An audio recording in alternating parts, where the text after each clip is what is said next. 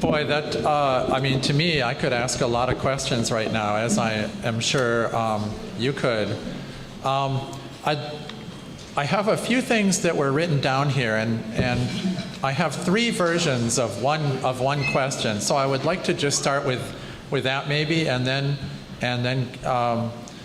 move on to audience questions, if that's all right.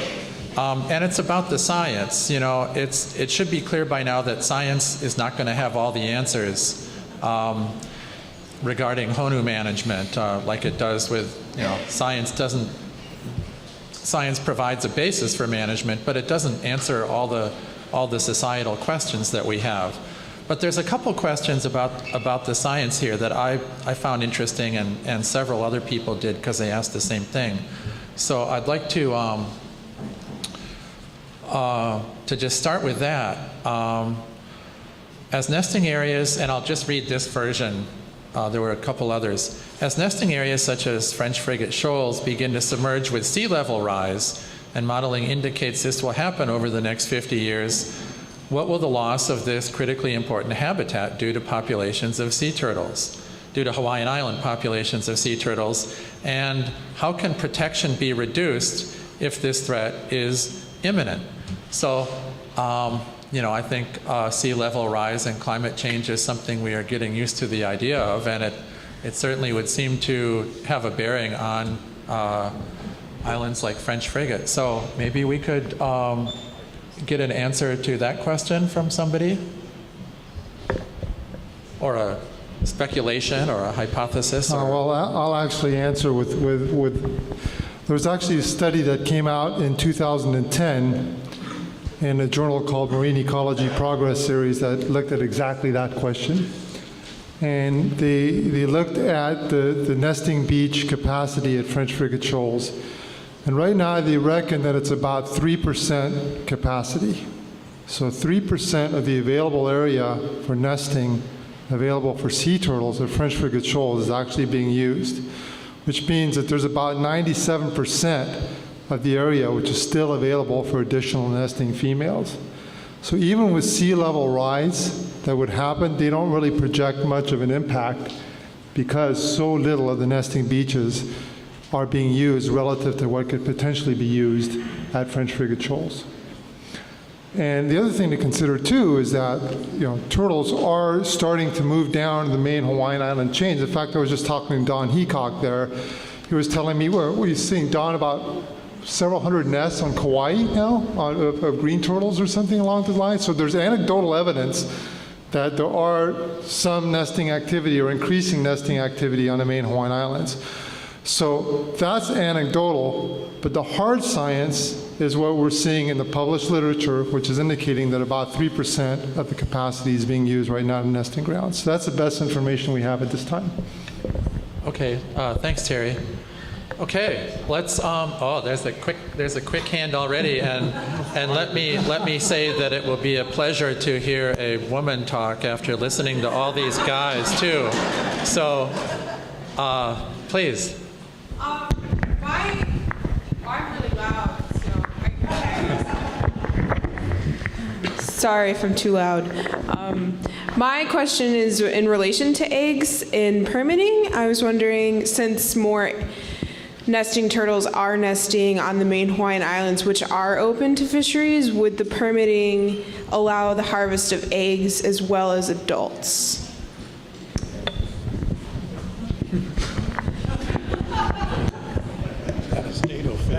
Yeah, is that a question on the state's plan, or? Yeah, exactly. Thank you.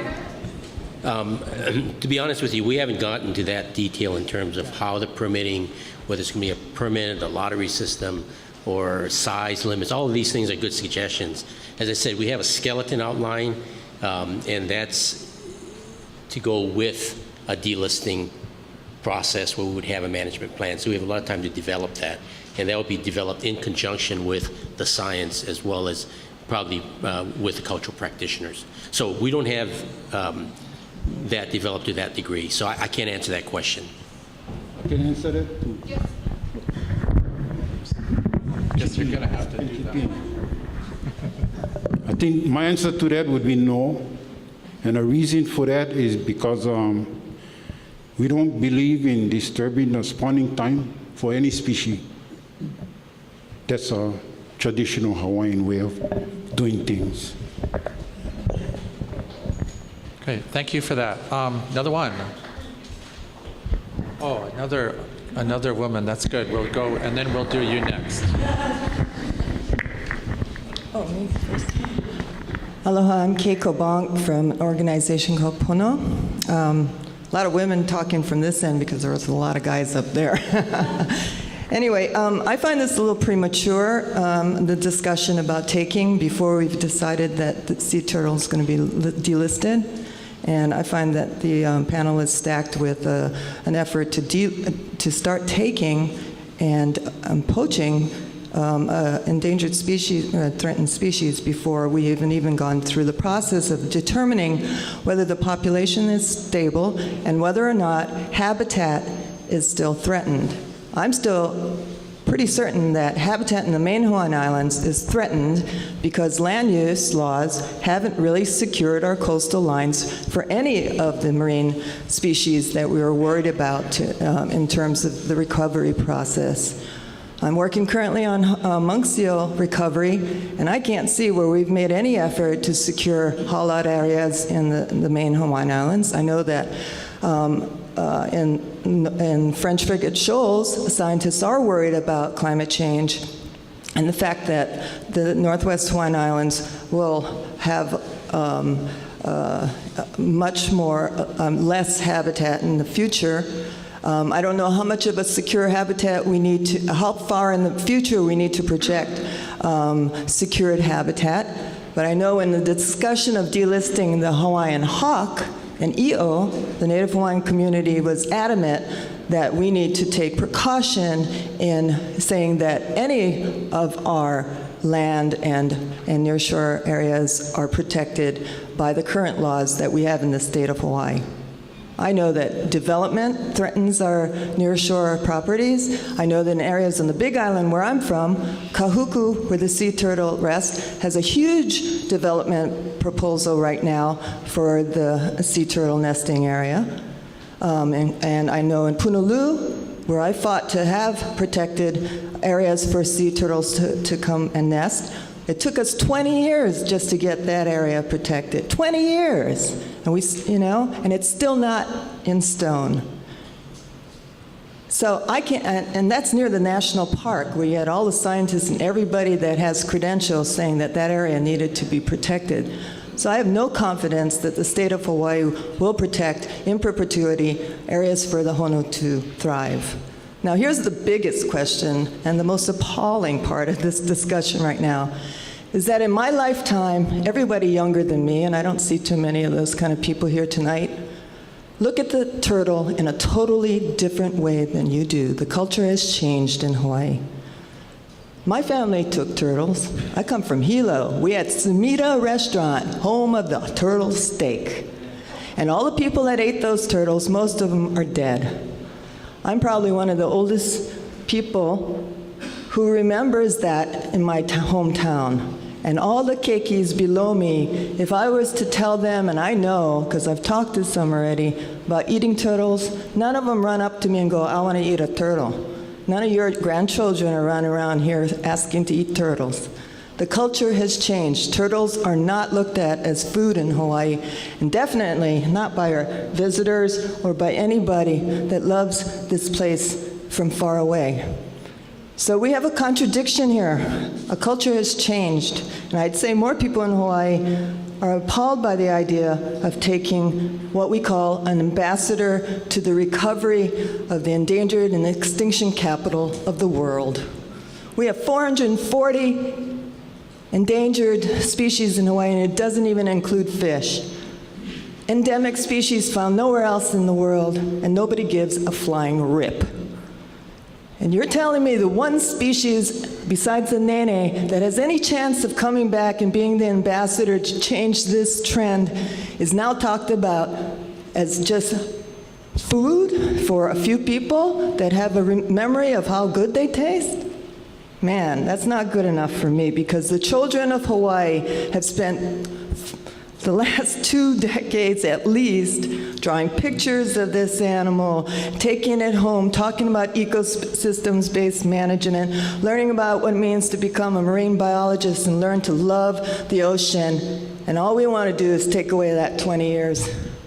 You know what? I think we got some problems here. And for me, that should be the discussion right now. Do we want to change the present culture that it took us so long to just save one?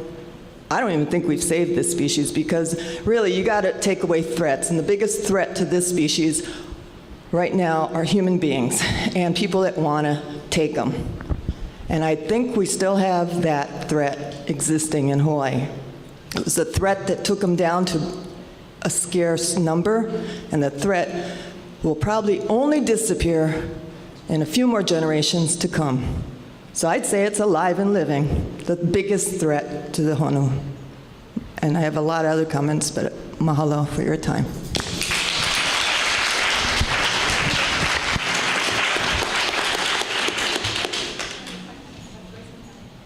Certainly. Can I go? Another wahine, that's right. I'm also loud, but I'm using a mic. I know a lot of you. Hi, everybody. My name is Dr. Tricia Keholani Watson. Aloha, Uncle Danny. I'm from here. I'm going to start with that. I'm going to start with someone who was born and raised right here, right off these waters, and I live about a minute that way. So first, I'd like to welcome all of you to my home. This really is my home. I love it. I'm very glad to have all of you here tonight. I also often say I'm the daughter of a fisherman, but I brought proof tonight. That's my dad in the back. So I did come from somewhere. So Dad, wave. It's my dad. And yes, I kind of want to dovetail off of what was just said. Things have changed, but I think one thing that has not changed is respect for our elders as Hawaiians. So to the uncles who are on the panel, I want to thank you both for your mana'o, because I think I came here sort of expecting a fight with Hawaiians, and I was really, really touched and pleased to see that what you brought here tonight was thoughtful and mindful. And, oh, Uncle Danny Jr. too, sorry. My dad ate turtle. Sorry, Dad, I'm going to tell them. And he was telling me about teriyaki turtle as I was on my way here tonight. And it's ironic, I also, although I'm not representing NOAA this evening, I also work for PRD. And my best friend is, one of my best friends is Patrick Doyle, who's the president of Malamana Honu. So I, in very many ways, am sort of the embodiment of all the things we're trying to discuss here tonight. I am a scientist, I strongly support my culture, and I would hope that rather than getting adversarial, we would really, like everybody's advocated for, start a dialogue. Because I think rather than getting into a debate about who loves this place more or whose it is or whatnot, I think much like Micah said at the start of the evening, the reality is we all have to come together. However you came here, whenever you came here, we're here now. And I think the reality is that there are a lot of uncles and aunties, I see the kaluhivas over there, who do really love the ocean. And however you came to love the ocean, you love the ocean. So I really don't have a question, I just have a plea that this be the start of coming together, and I think I'm echoing what was on the panel, but I would hope that everybody here, especially since you're doing it a minute from my house, remember that we're here to come together, and I think it's very appropriate that we're right on Kaimana Beach, Kaimana, the powerful sea, and that we remember that the sea is really ultimately much more powerful than us, but we have had a very, very bad impact on the status of our oceans, and as we go forward, we really have an obligation to make sure that we're taking care of the ocean, all our species, and that we would be willing to put everything on the table and bring the best of all of us as we move this discussion forward. Thank you.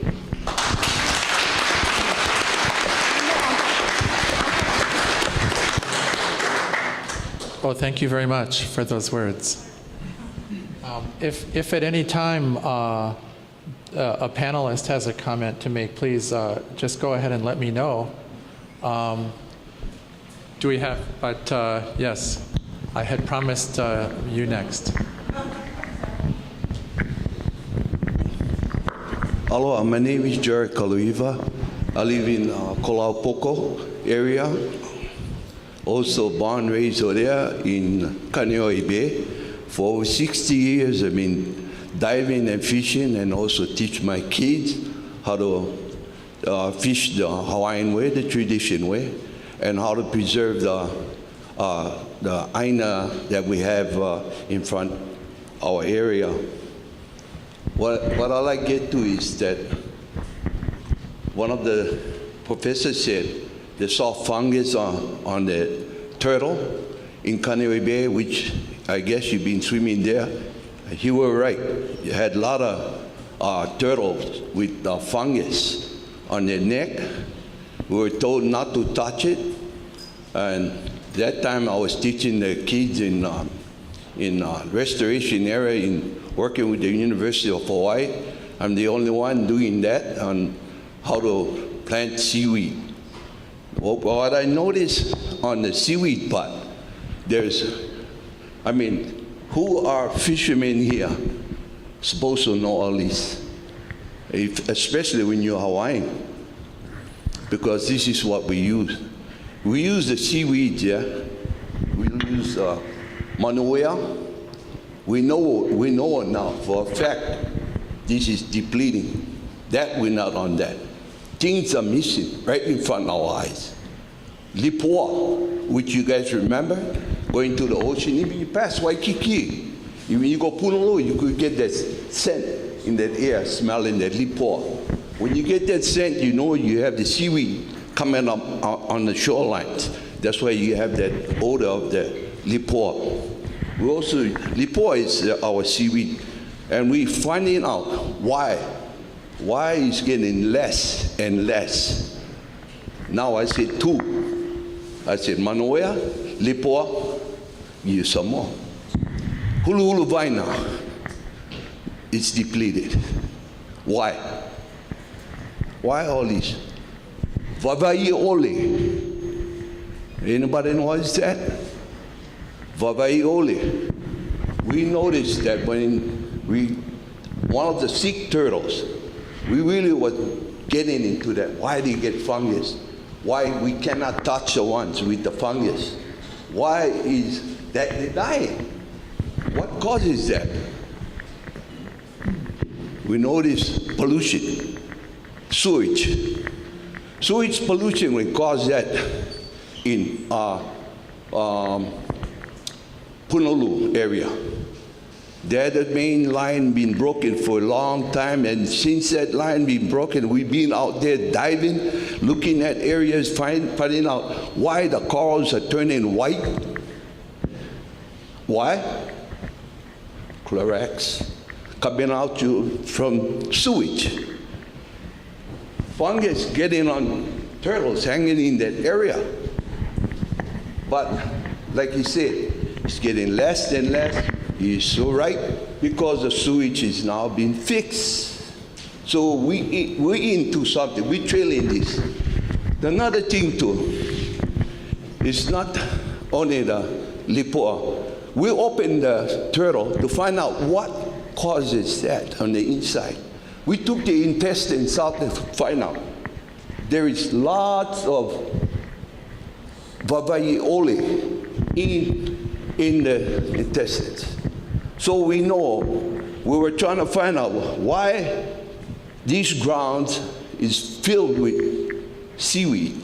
Now it's no manuea around. So we open a turtle and find out that sick turtle, find out what they had inside was all manuea. The turtles do not only eat seaweed, they eat fish too. They eat hay. They eat crab, anything that they can find. Okay? If they say they don't eat fish, they gotta come talk to us. Why they eating our fish then, if not eating theirs?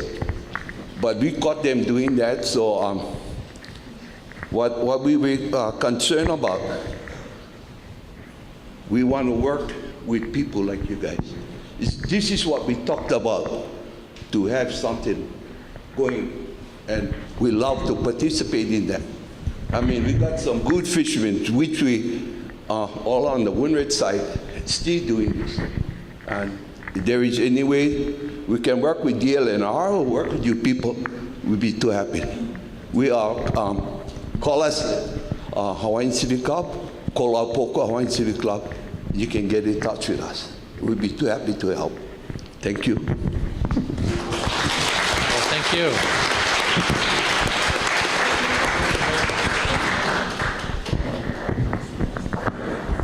Aloha, Raki Kaluhiva.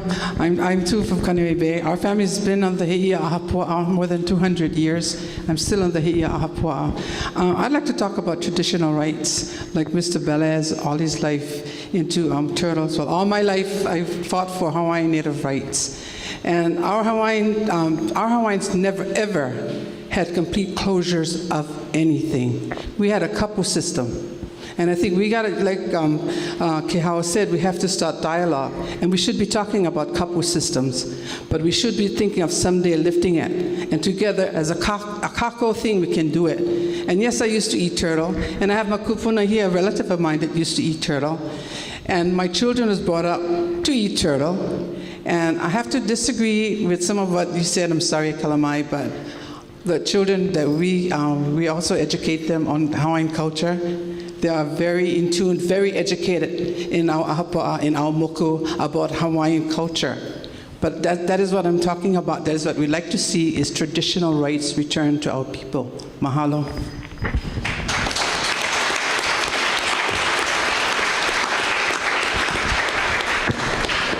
Thank you. Aloha panel, my name is Curtis Crabb. I'm a native of Pearl City, Kamehameha Hawaiian. Never knew much Hawaiian things because it was too far from the ocean to go paddle and go fishing and squidding, but I moved to Molokai 17 years ago. And I just want to just ditto what the good doctor said here. We need to cooperate. This is a start. Ms. Bonk, that's a good perspective, That's a little askew, but we've got to really work, because as we know, government, we don't have the time of day to make policy nowadays. Our legislature got an F this year for passing any legislation. So we have to really get together and lokahi on this thing and really be, everybody says, oh, we're going to be Hawaiian, okay? But I've been to Sweden, Norway, I've been to the East Coast, the West Coast, Italy. We're all natives, we're all indigenous, okay? America's a bunch of mutts, right? Right? That's who we were. Came from England, right? Religious oppression, racial discrimination, right? You see the parallel. We really need to lokahi. I like Danny, you never have time to go practice, right? But now I have 4 sons, Kanekoa, Kalehao, Keli'i Hananui, and Nohea. I taught them. Mac teaches them. He's done an outstanding job over there. The Ahamoku system works. Every island is going to be in charge of, whatever it is, culling, permit, whatever. But it's got to be something on your individual island, because that's where our kupuna started, okay? And whether it be Hawaiian kupuna, Portuguese, Japanese, I'm more Oriental than Hawaiian, okay? Seriously, I'm from Hilo, the Japanese side. But we really got to do it. And Brother Micah, I got to ditto you, okay? We're all looking at the back of cans and our foods, sugars, carbohydrates. I'm 250 pounds today, okay? I left Mililani, I was biking, I was surfing, I was doing everything with my 4 sons, okay? 285, 15% body fat, solid Hawaiian. Biking Mililani, doing everything what I needed to do, swim, bike, run with my sons. Molokai, I went up to 323. Guess who I seen? Napu'ai. That's your thing right over there, right? Gerard Akaka. I know all about this, this metabolic syndrome. Who knows what it is? Diabetes, high blood pressure, high cholesterol, gout. Raise your hands. How many of you been touched by it? Show the hands, come on, serious. We've all been touched by these things. Why? We got off the native diet, okay? You're looking at the back of a can, wrong already. I get squash on my fence. I get Japanese cucumbers. Thanks to Mac, I get moi, yeah? All those native things. Now the Honu, yeah, I was the bad guy. I was 10 years old when I was in 1966, okay? I had the hacksaw cutting off the guy's head, okay, because he was tearing, okay? But you know what? all of Kahalu, that whole Lihikai Drive, when my grandma had her little hapua over there, we all ate turtle. It's a good thing. It's a kako thing because it's subsistence living. You know, all you folks over here in Honolulu, you think Walmart's the place to go? Costco's the place to go? You got you all sucked in. I did the same thing. Walmart came to Mililani, whoo-hoo! Hey, I see my friends from Laie, Palolo coming over there spending the cash, and look what happened. Long as drugs, right? Boom, out, The price is the same like Walmart now. Everybody thought they was going for a ride, but they got all you guys sucked in. I used to go buy toilet paper at Walmart in Mililani and bring it back to Molokai. What's up with that? Huh? You think about that. You think about that, okay?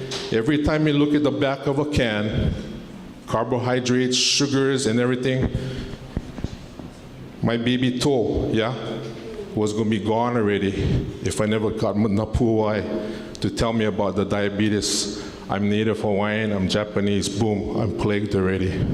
So let's think about this, okay? I'm going to cut myself short. It's all about what we're eating, calling, permit. We got to get back, all of us. No look at macaroni and cheese now, guys. And remember, Bulaia said, why did the Hawaiians lose the land? Because they was eating the burgers. Remember that. McDonald's came 63 cents in Ainahaina, remember? And what we're eating now. Thank you, panel.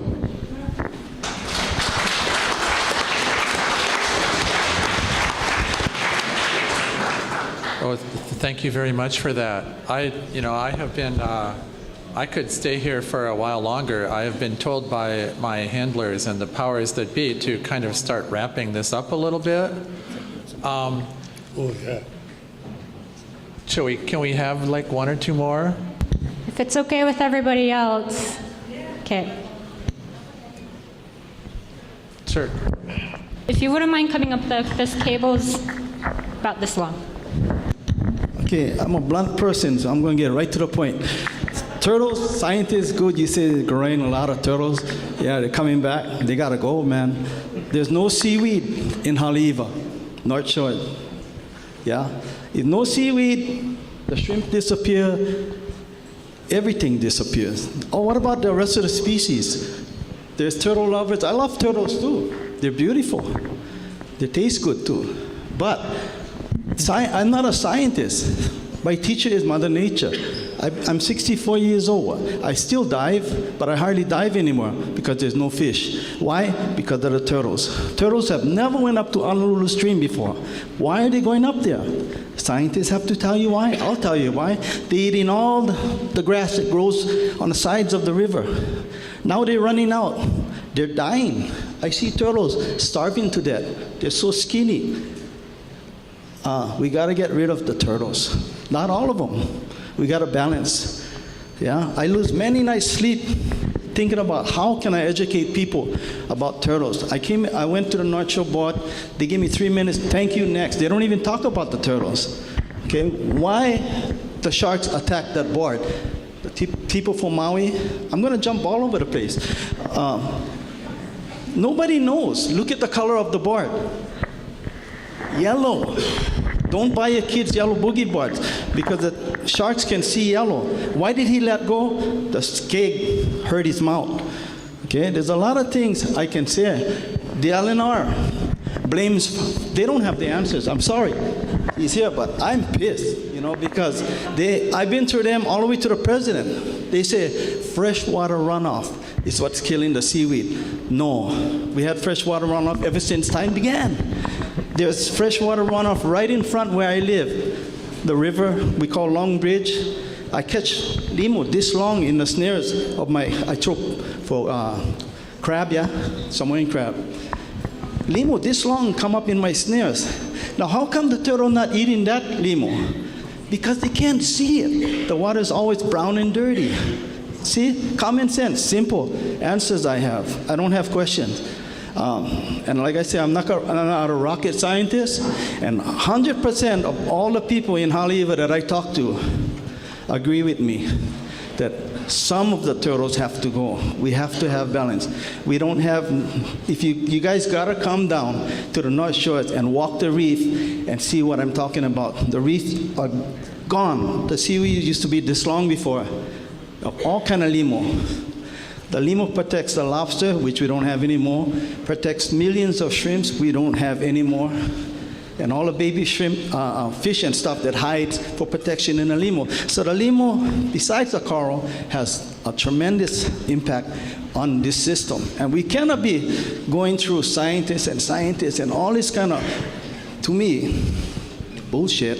We got to get right down to the point and, lay it on the table, man. Forget about the feelings, your sentimental feelings of turtles and stuff. What about the rest of the fish that are going into extinction? The palani, the ninue, the kala, and all this other stuff. Nobody mentioned anything about them. Nobody cares about them. Oh, the poor turtle. And what would take, another thing I want to end this with is, it takes 20 minutes to go from Haleiwa to Waimea Bay. Yeah? Every day because of the turtles.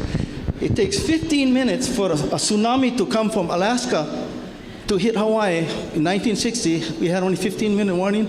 What would happen if it hit on that time in the broad daylight? Thousands of people would die because of the turtles.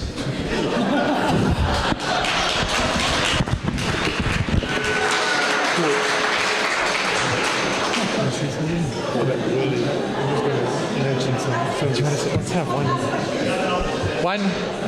one more. We have a quick response by Terry, and then we'll. Yeah, I want to make. I mean, the turtle is good news, but I'm going to kind of pose a little counterpoint. We can't make the turtle the bad guy here because I can't let this go. I'm sorry. But I think the gentleman who just spoke, and Frank here, had a really, really good point, that there is truly an imbalance in the ocean. No question. We don't have to have any science. All of us around here can agree that there's an imbalance in the ocean. And I also agree with the gentleman here that we need to look at this problem above and beyond the turtle. Remember, these turtles are living in a marine ecosystem. That marine ecosystem includes corals, fish, invertebrates, all of which interact. I mean, any people who know this, the native Hawaiians know this most of all. There's a very delicate balance and interaction. And one of the things I'm going to point out, and again, I'm focusing on the science here because that's what I do, is the imbalance can be illustrated by what's happening in the northwestern Hawaiian Islands versus the main. I've been diving up at French Frigate Shoals, Midway, Laysan. I get in the water, what do I see? Ulua, huge. Galapagos sharks everywhere, gray reef sharks everywhere. I don't think I've ever seen in all the diving that I've done in the main Hawaiian Islands any sharks. So there's that component too, that there's a predator-prey relationship. There's nothing eating the turtles naturally here. That may be one reason that we should consider as far as why they're increasing. So the turtles are not the bad guy in this. That's what I want to emphasize. The turtles are the good guys. The turtles are doing what any normal turtle would do. No predators, lots of food. Hey, yeah, let's go eat and reproduce. Any self-respecting wild animal is going to do that. As a society, we need to focus on balancing that marine ecosystem, getting the balance between all the animals who should share and belong in that ecosystem, all the way from the top level predators like the uluas and the sharks, all the way down to minor invertebrates. And that's just something I want to emphasize. Thank you. I kind of feel like eating and reproducing myself at this point. Let's have one final comment, and since yours is the last, I will assume it's going to be the eloquent closing thing that will just bring it all together. Thank you. Thank you for bringing this panel together. I came here with a lot of apprehension. I eat Honu. Okay, I'm glad to see Molokai people being represented here because they are a subsistence economy. They eat what they can. Anyway, I have a question. We've heard a lot of local knowledge. We have scientists here. Are they, I have two questions, maybe more. Are they visiting the local knowledge? Are they using local knowledge? We heard one person talking about where they sleep. It's easy to count them when they're sleeping. We have people who born and raised Kaneohe. They know where they're sleeping in Kaneohe. I've seen them reproducing in Kaneohe. Do you scientists know that? But my main question is, first of all, please use local knowledge. Go to the different areas. Find the fishermen in those areas, and you don't go. You got to take them. Because you come talk to me, I'm going to tell you, I don't know you. I'm not going to tell you nothing. Why? Because you're going to take something away from me. My knowledge. And you put it on your paper. And you can write a book. And we've had plenty of that. Too much already. So we're holding things close to ourselves. You got to go find somebody who's going to work with you. Go to those areas. Mr. Poi Poi, maybe he'll take you to the people on Molokai to introduce you and help you to break the ice. I don't want anything from you. I want to help you maintain your ecosystem, feed your families, feed your great-grandchildren. We understand that. Okay? But my main question is, if we have to wait for you to do a world, we already agreed, most of the local people here that fish have said that our ecosystem here is taxed to the max. The Honu population is already depleting. We are in direct conflict for the same foods. The limo, the he'e, the fish, the same foods, us guys as human beings, okay? The fish are in conflict for those same resources. So that if we have to wait for a worldwide study to determine that the population here in Hawaii has reached or bypassed or passed sustainable yield for its ecosystem, meaning that they've eaten everything, and they're eating everything more. They're looking for things they don't naturally eat, possibly. But they've gone beyond their own sustainable yield. Why do we have to wait that long when we know already that our ecosystem here is being impacted in a negative aspect by the Honu population in Hawaii? The management is not the same all over the other world, the rest of the Pacific. The resource management, not the same. The policing, not the same. You guys got to fly over there to go do the research. It's not the same. We can agree within this room, the people that fish, that the resources are taxed. So why can't we figure out a better way to get that plan into action so that the population can come back into balance? There's got to be a better way. So that's my question. Thank you. Thank you. Thank you. Well, that's a great question. Why do you have to wait? Well, we can't change the law. You know, I'm just trying to relate to you what the Endangered Species Act says. It's federal law. It's our responsibility here at NOAA Fisheries to implement the Federal Endangered Species Act the way it's written. I'm sorry that I can't change it, but we're doing our best to implement the federal law as quickly as we can. I must say that we are under no legal requirement to get this done quickly. So in answer to your question, I think that you guys should be creative about finding ways to put pressure on us to hurry up. You're putting pressure on us right now with this forum right here. This is a good way to apply pressure. So you're already doing what you should do. But what I'm kind of hinting at is find ways to put more pressure on us, because we don't really have a lot of legal requirements to do it on a schedule.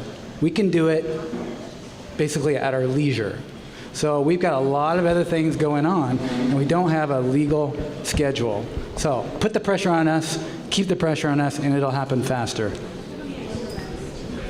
Okay, well, I would like to, I think we're going to end the panel portion of this, but those of you who know these proceedings know that there's more gifts, so I wouldn't run off quite yet. But I would like to thank the council for putting this together and thank the panelists.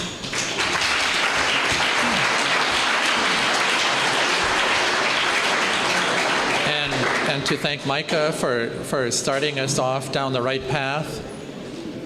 And to all of you who have stuck it through till almost the bitter end. And, you know, as a social scientist, as well as an occasional moderator, you know, I'm leaving this with a pretty good deal of hope. You know, we have people who care.